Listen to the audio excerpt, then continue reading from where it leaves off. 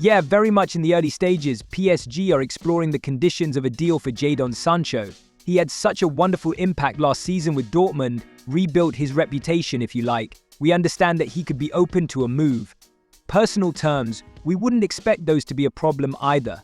Dialogue remains open between the two clubs, so I think this is one to watch as this transfer window progresses, because we are still very much in the early stages, but dialogue is open.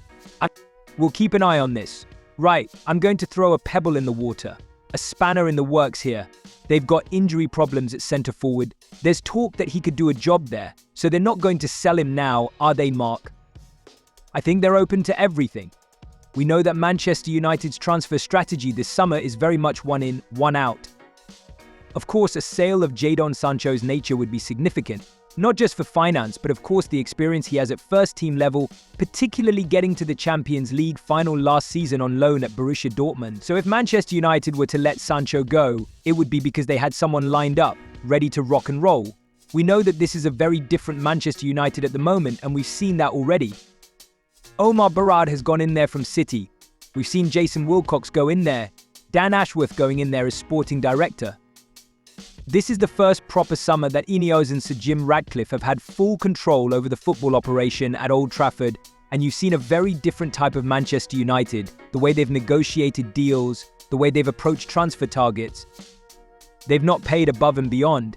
They are prepared to sit and wait, and the profile of players that they've got has been much younger than perhaps they've done in the past.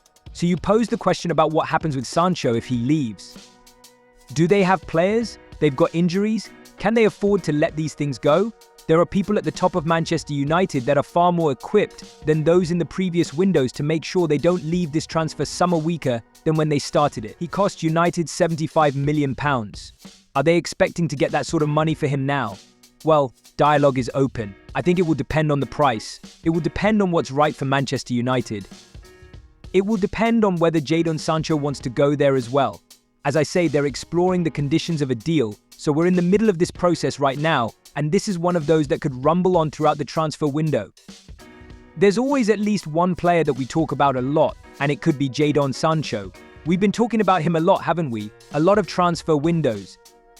I think the most important thing for Manchester United, like you rightly say, they're not going to get back the £75 million that they spent and invested on him, but think what would they have got in January?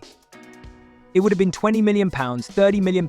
Because of that successful loan spell, they're probably now looking at between £35 million and £45 million, maybe nudging £50 million, but it needs to have the right party at the table that are prepared to pay the money that Manchester United.